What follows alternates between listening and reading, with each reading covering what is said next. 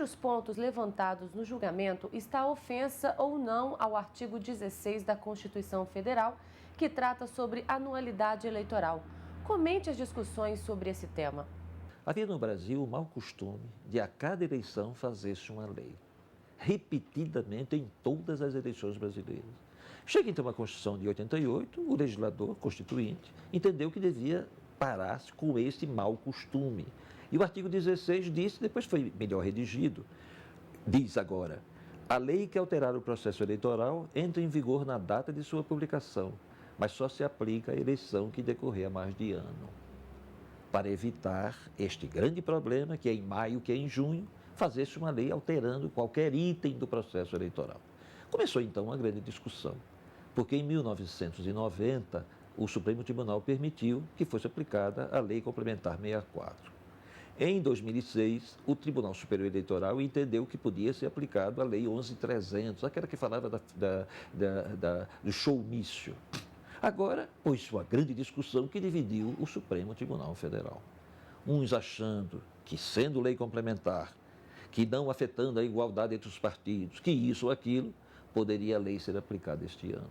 Outros entendendo que deveria ser obedecido à lei e só sendo permitido para as eleições que se seguirem depois de decorrido um ano. Os ministros também divergiram sobre um dispositivo da lei que torna inelegível o candidato que renunciar ao mandato, caso de Joaquim Roriz. Explica a tese dos ministros favoráveis e dos contrários à regra. Olha, os 5 disseram que a lei estava retroagindo e não poderia retroagir. É um problema, mais uma vez, de aplicação da lei e não de inconstitucionalidade da lei.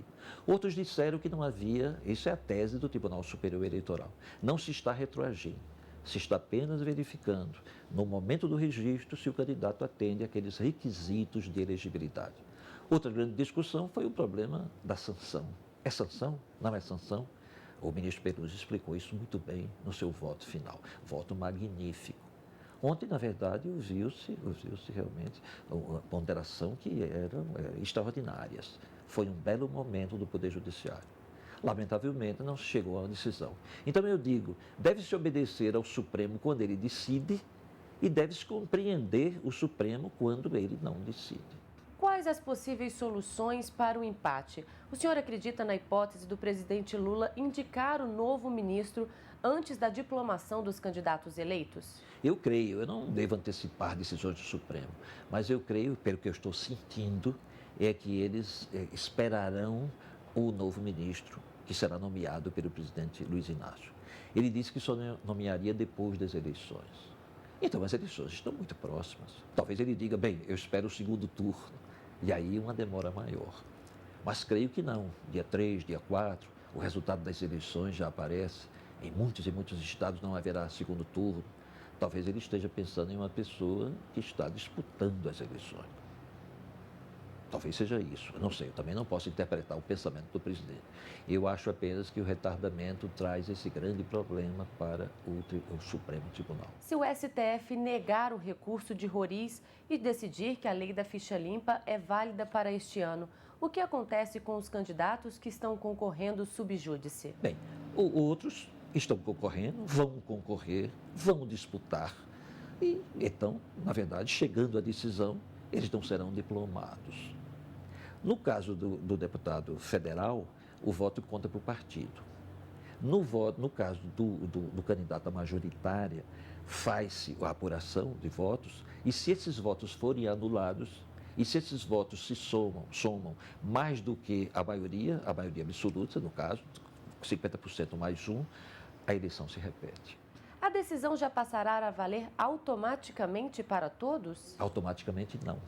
Cada caso será. Agora, na verdade, serão julgados quando o Supremo Tribunal disser uma decisão, se aplica ou não aplica a lei, os recursos são julgados de enxurrada.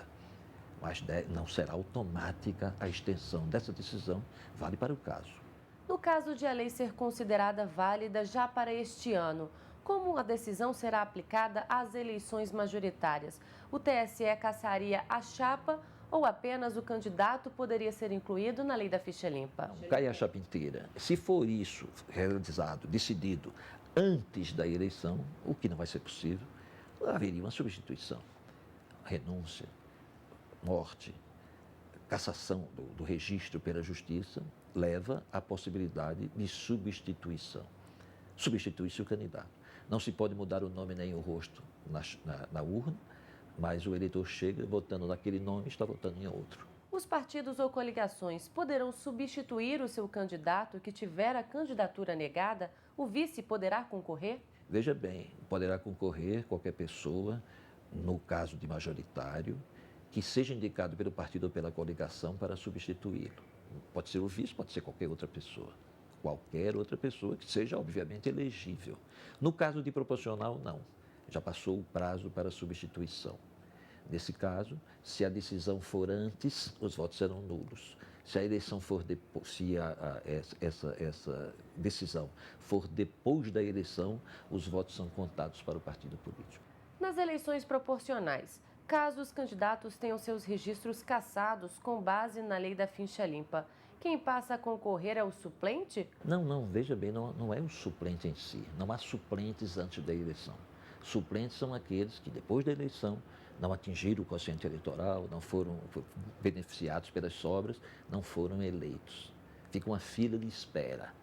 Então, na verdade, como eu lhe disse, se o candidato a proporcional for julgado, a decisão for impugnar o seu registro, os votos dados a ele serão nulos. Se for depois da eleição, os votos serão carreados para o partido político. Como serão computados os votos de um candidato se a decisão final da cassação do registro só ocorrer após as eleições? Os votos já foram apurados antes. Resta saber se eles terão ou não o mandato. Se eles forem considerados inelegíveis, se o registro for cassado, ele evidentemente, obviamente, não assumirá. Se neste caso, de voto majoritário, o candidato cassado atingiu metade dos votos, mais um, a maioria absoluta, a eleição se repete. Se não atingir a maioria absoluta, ganhará o segundo, levará o cargo, o segundo colocado. E no caso do cálculo do quociente eleitoral, como fica isso se o candidato ao legislativo só tiver a cassação confirmada após as eleições? Se o registro for afastado depois da eleição, conta-se para o partido político. E esses votos que se anulam, no caso não se contam para o partido, são votos estéreis, foram declarados nulos pela Justiça Eleitoral. A Justiça Eleitoral, pela sua jurisprudência, fez até uma distinção entre votos nulos, naturalmente nulos, pelo eleitor que erra, ou de propósito, ou com vontade própria, ou por acaso, errei. E faz a separação desses votos nulos, naturalmente, digamos assim, pelos votos nulos pela Justiça Eleitoral. Somente esses votos nulos pela Justiça Eleitoral é que servem para aquele cômputo da maioria absoluta e que leva a um novo pleito. Com a renúncia do candidato Joaquim Roriz, como fica agora o julgamento no Supremo Tribunal Federal? O processo perdeu o objeto, toda a discussão foi evidentemente em vão, e o partido, a coligação, vai indicar um substituto. Fica o nome dele, o rosto dele, as pessoas teclam no nome, no rosto, e, na verdade, o voto vai para o outro, quem o partido ou a coligação indicou para substituí-lo. Pode ser o vice, pode ser um parente, pode ser qualquer pessoa elegível. Só se pede isso, que ele tenha condições de elegibilidade.